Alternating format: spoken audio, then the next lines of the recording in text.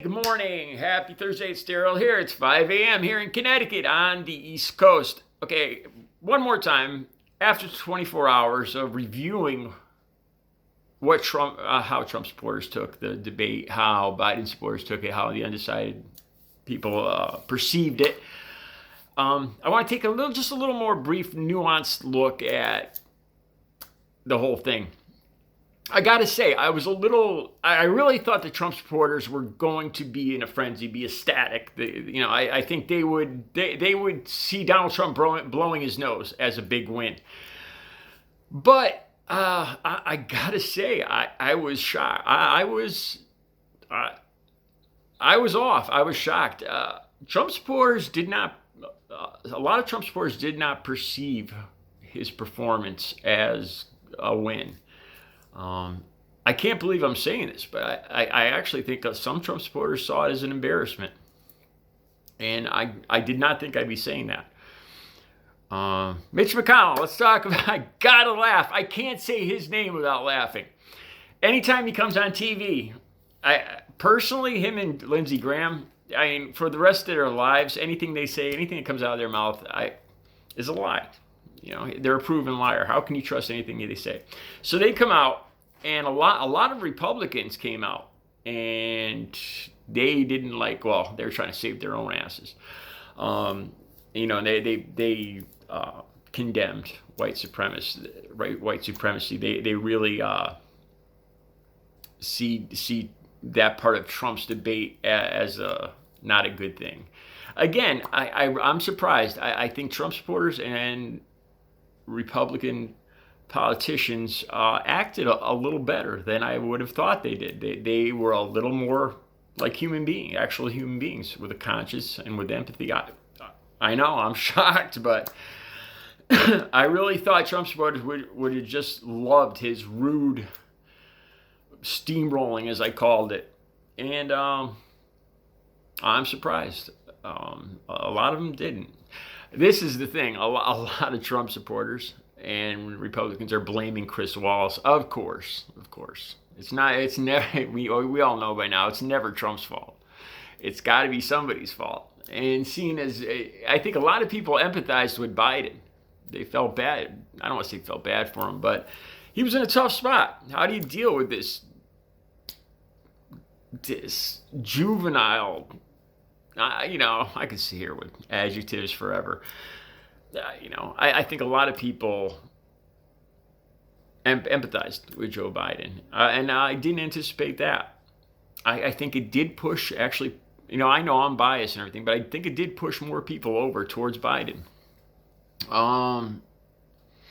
One thing I can't stand, and this bothers me, a lot of people aren't as concerned about the climate as I am, or as about the environment.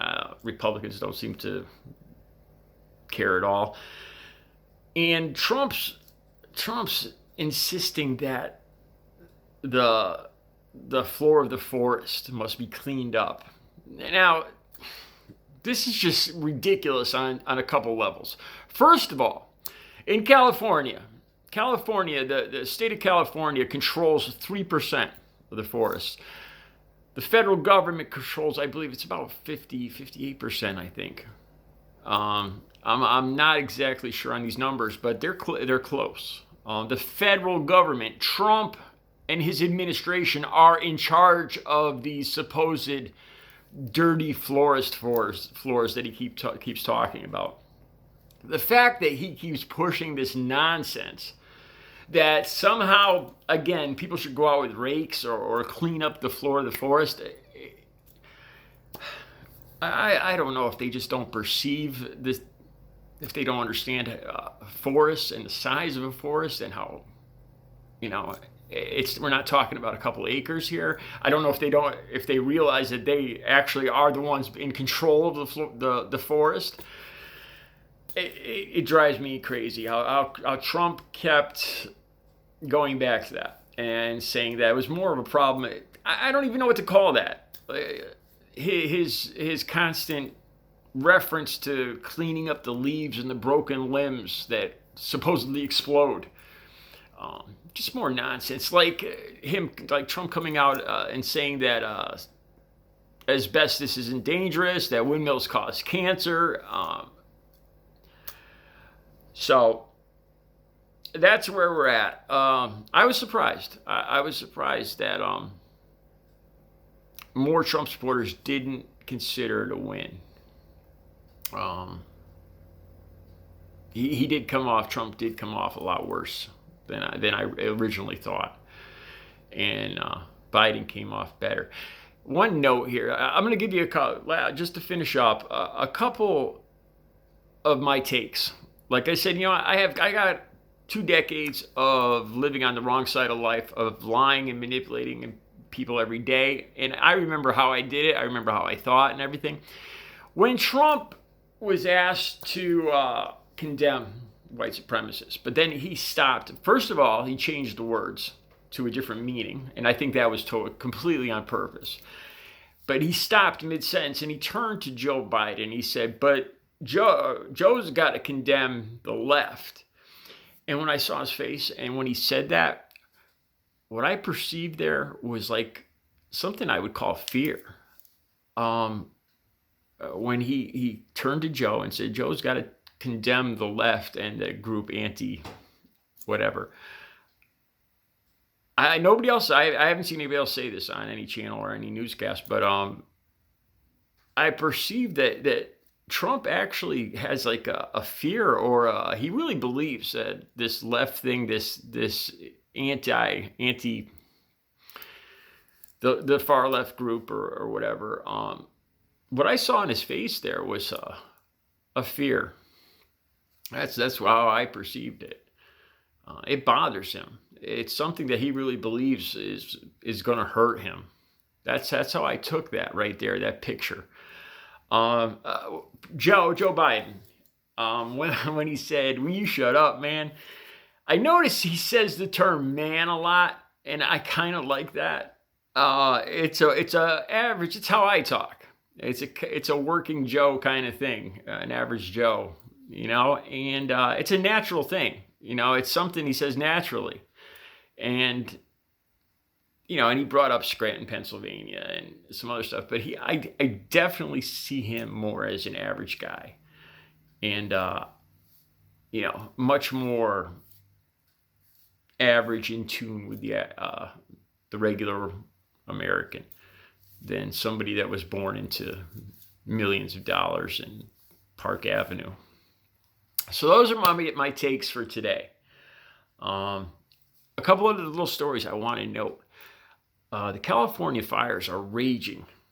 The vineyards, the wineries and everything. I hate to see these stories being ignored. Another interesting thing, in LA, they supposedly caught the shooter of the policeman.